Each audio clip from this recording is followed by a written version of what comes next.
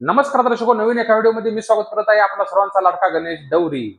आपण पाहताय GD all-rounder हे युट्यूब चॅनल.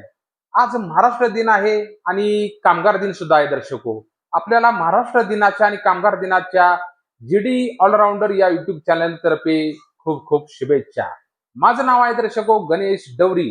तर दर्शको, आज आपल्याला अत्यंत आनंदाची महत्वाची अशी मी एक माहिती घेऊन आलेलो आहे आणि ती खास करून महाराष्ट्र दिनानिमित्त. आणि त्याहूनही कामगार जे आहेत, आपले कष्टकरी कामगार जे आहेत महाराष्ट्रातील, त्यांच्यासाठी अत्यंत महत्वाची अशी ही बातमी होणार आहे. तरी न स्किप करता शेवटपर्यंत हा व्हिडिओ पहा आणि या काय माहितीचा आहे याची सविस्तर माहिती आपण जाणून घ्या. कुठेही अर्धवट हा व्हिडिओ सोडू नका, कारण आज कामगार दिनानिमित्त आपल्याला मी अतिशय महत्वाची अशी माहिती घेऊन आलेलो आहे. आणि ही माहितीचा उपयोग आपले जे कष्टकरी आहेत, जे कष्टकरी प्रत्येक तळागाळातील प्रत्येक क्षेत्राशी संबंधित असलेले कामगार, यांना याचा खूप मोठा फायदा होणार आहे. तर चला तर दर्शको, ती माहिती काय आहे ती आपण जाणून घेऊया. तर दर्शको, आपल्याला ई श्रम कार्ड हे माहितीच असेल. प्रत्येकाच्या परिचयाचे ई श्रम कार्ड आपल्याला माहिती असतेच. पण त्याची नोंदणी कशी करायची हे बहुतेक कामगारांना माहिती नसते. महिला असतील, आपले पुरुष असतील, प्रत्येक क्षेत्रात जे कामगार आहेत त्यांना ते काम तर करतात, पण त्यांना शासनाचे काय अधिकार आपल्याला दिलेले आहेत हे माहिती नसतं. त्यामुळे मी आता ही जी माहिती देणार आहे आपल्याला, ती ई श्रम कार्ड विषयी देणार आहे. तर आपण ती सविस्तर जाणून घेऊया. ई श्रम कार्ड असंघटित क्षेत्राचा आधार मानलं जातं दर्शको कामगारांना. ई श्रम कार्ड हे असंघटित क्षेत्राचा आधार मानलं जातं. भारतात कोट्यावधी कामगार असंघटित क्षेत्रात आहेत. उदाहरणार्थ आपले बांधकाम मजूर असतील, घर कामगार असतील, शेतमजूर असतील, फेरीवाले काम करणारे असतील, त्यांच्यासाठी केंद्र सरकारने एक महत्वाचं पाऊल उचललेलं आहे. ते आता महत्वाचं पाऊल म्हणजे काय आहे, तर त्या ई श्रम कार्डाची नोंदणी कशी करायची हे तुम्हाला मी सांगतो. म्हणजे ही केंद्र शासनाचं सांगतोय आपल्याला. सरकारकडे तुमच्या कामाची अधिकृत नोंद, भविष्यात सरकारला कोणतीही आर्थिक थेट मदत कामगारांच्या खात्यात जमा करायची असेल, तर उदाहरणार्थ लॉकडाऊन सारखी परिस्थिती असेल किंवा एखादा गंभीर परिस्थिती जर निर्माण झाली असेल, तर तर या डेटाचा वापर होतो. बघा, आपल्याला केंद्र शासनाने किती महत्वाची अशी आपल्याला योजना ही दिलेली आहे. आणि महत्वाचे फायदे म्हणजे काय आहेत बघा त्यामध्ये महत्वाचा फायदा आहे अपघात विमा. नोंदणीकृत कामगाराला 2 लाख रुपयाची अपघाती मृत्यू विमा आणि 1 लाख रुपये कायमस्वरूपी अपंगत्वास मिळतात. बघा, नोंदणी जे कामगार आहेत त्यांना 2 लाख रुपयाची अपघाती मृत्यू झाल्यास 2 लाख रुपये मिळतात. आणि अपंगत्व जर कायमस्वरूपी जर आलं तर शासन त्या कामगारांना 1 लाख रुपये देतं. बघा, आणि सामाजिक सुरक्षामध्ये काय आहे, पंतप्रधान श्रम योगी मानधन, पीएम यसावयम सारख्या पेन्शन योजनांनी जोडण्याची संधी मिळते आपल्याला. बघा, हे जर आपण या ठिकाणी ई श्रम कार्ड जर नोंदवलं तर आपल्याला पीएम यसावयम सारख्या पेन्शन योजनाची लाभ आपल्याला मिळतो. तर सरकारी योजनेचा लाभ म्हणजे आपल्याला काय मिळतं, रेशन, आरोग्य सुविधा आणि शैक्षणिक सवलती मिळण्यासाठी हे कार्ड ओळखपत्र म्हणून आपल्याला काम मानलं जातं. बघा, आपल्याला ज्यावेळी आपण ई श्रम नोंदणीकृत कामगाराची नोंद होते त्यावेळी त्यांच्या मुलांना शैक्षणिक सवलत सुद्धा मिळत असते. त्यानंतर 2 नंबरला काय त्यांनी हे केलेलं आहे बघा योजनेचा, कामगार विमा योजना म्हणजे ESIC, म्हणजे एम्प्लॉयमेंट स्टेट इन्शुरन्स. हा कायदा प्रामुख्याने कारखाने आणि त्यापेक्षा जास्त कर्मचारी असलेल्या संस्थांमधील कामगारांना लागू केलेला आहे. ही एक प्रकारची सामाजिक सुरक्षा कवच आहे. वैद्यकीय मदत कामगाराला आणि त्याच्या कुटुंबाला ESICच्या दवाखान्यात मोफत उपचार मिळतात. बघा, आजारपणात पगार, जर कामगार आजारपणामुळे कामावर जाऊ शकला नाही तर त्याला ठराविक काळापर्यंत रजेचा पगार सुद्धा मिळतो. बघा, ही दर्शको हे नीट माहिती घेण्यासारखी आहे. जे आपले रोजंदारे असतील, फेरीवाले असतील, रस्त्यावर काम करणारे असतील, प्रत्येक जे कामगार आहेत त्यांना ही खूप महत्वाची माहिती आहे. आणि आपल्याला जर काय समजलं नसेल तर खाली डिस्क्रिप्शन मध्ये मी याची माहिती टाकेनच. म्हणजे नोंदणी कशी करायची, काय करायची याची संपूर्ण लिंक आपल्याला मी त्या ठिकाणी देणार आहे. आणि जर काय तुम्हाला जर प्रश्न जर पडला किंवा जर समजत नसेल तर मला तुम्ही कमेंट करून मला नक्की विचारू शकताय. मी त्याचा तुम्हाला रिप्लाय नक्कीच जरूर देईन. तर त्यामध्ये काय आहे आपल्याला बघा, ESIC म्हणजे दवाखान्यात आपल्याला मोफत औषध उपचार सुद्धा मिळतात. ठराविक काळापर्यंत आपल्याला सुट्टी सुद्धा मिळते. त्यानंतर काय मिळतं, मेंटेनिटी बेनिफिट प्रसूती आपले लाभ म्हणजे ज्या महिला कामगार आहेत त्यांना बाळंतपणाच्या काळात 26 आठवड्याची पगारी रजा आणि आर्थिक मदत सुद्धा मिळते. बघा, 26 आठवड्याची पगारी रजा आणि थोडी शासनातर्फे आर्थिक मदत सुद्धा मिळते. म्हणजे जे काम करणार आहे संस्थामध्ये असतील, प्रायव्हेट खाजगी मध्ये असतील काम करणारे, त्यांच्यासाठी हे खूप महत्वाचं आहे. त्यानंतर काय, अपंगत्व किंवा मृत्यू कामाच्या ठिकाणी अपघात होऊन अपंगत्व जर आल्यास किंवा मृत्यू झाल्यास आरक्षित कुटुंबाला पेन्शन दिली जाते. बघा, म्हणजे त्या कामगाराचा एखादा मृत्यू झाला म्हणजे काम करत असताना तर त्याच्या कुटुंबाला पेन्शन सुद्धा आपल्याला मिळाली जाते. आणि किमान वेतन कायदा बघा, म्युनिसिपल वेजेस ऍक्ट म्हणजे कोणत्याही मालक किंवा कंत्राटदार कामगाराला ठराविक रकमेपेक्षा कमी पगार देऊ शकत नाही. म्हणजे ज्या क्षेत्रात आपण संस्थेत असतील काम करत असाल एखाद्या, तर त्याला ठराविक रकमेपेक्षा कमी पगार देऊ शकत नाही. जी ठरलेली रक्कम आहे त्यापेक्षा तुम्ही जो मालक तो त्या कामगारांना पगार कमी देऊ शकत नाही. हा कायद्याचा मुख्य उद्देश आहे दर्शको. श्रेणीनुसार वेतन सरकारने कामाचे स्वरूप कुशल, निमकुशल, अकुशल आणि भौगोलिक क्षेत्रानुसार किमान वेतन दर ठरवून दिलेले आहेत. म्हणजे जे आपण पगार घेताय हे शासनाने वेतन ठरवून दिलेलं आहे. त्याप्रमाणे जे आपण ज्या ठिकाणी ज्या संस्थेत, कंपनीत, कारखान्यात काम करता, तर जो तो मालक आहे त्याने जे शासनाने जे दिलेलं आहे त्याप्रमाणेच तुम्हाला वेतन दिलं पाहिजे.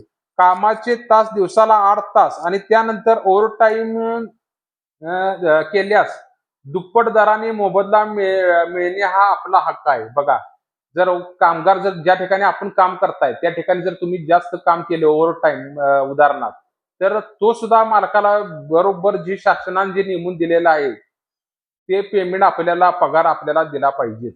तो आपला हक्कच आहे कायदेशीर. साप्ताहिक सुट्टी आठवड्यातून 1 दिवस पगारी सुट्टी मिळणे अनिवार्य आहे. बघा, आठवड्यातून कामगारांना 1 दिवस सुट्टी मिळणे अनिवार्य आहे, कोणत्याही क्षेत्रात असू दे.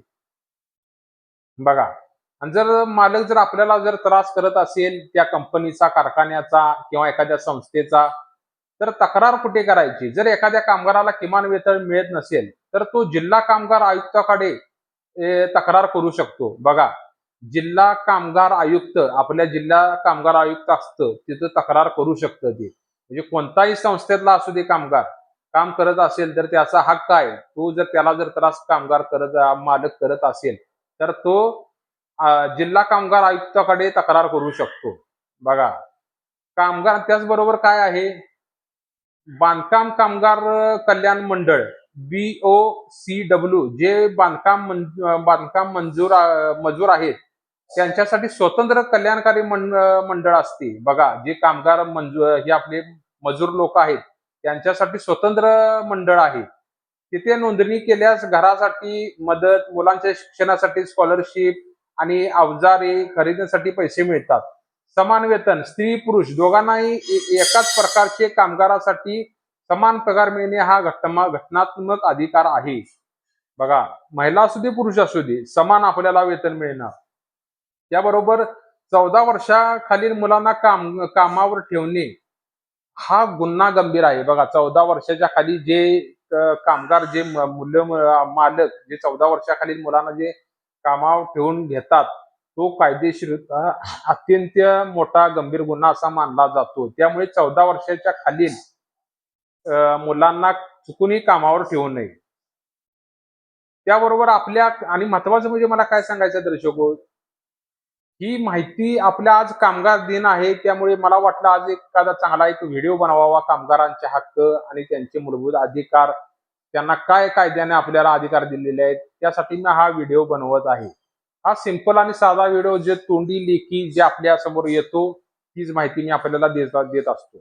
माझ्या चॅनलचं नाव आहे GD ऑलराऊंडर. जास्तीत जास्त सबस्क्राईब करा, शेअर करा, कमेंट करा. कारण ज्यावेळी तुम्ही सबस्क्राईब कराल त्यावेळीच आपल्याला अशी माहिती आपल्याला भेटणार आहे आणि जे आहे ते फेस टू फेस मी माहिती आपल्याला देत असतो. तर आता आपण पुढे जाऊया. कामगारांचे 7 मोठे कायदेशीर अधिकार बघा. एक नंबर बघा काय आहे. महाराष्ट्र इमारत व इतर बांधकाम कामगार कल्याण मंडळ BOCW हे विशेषतः बांधकाम क्षेत्रातील लोकांसाठी अतिशय महत्वाचे आहे.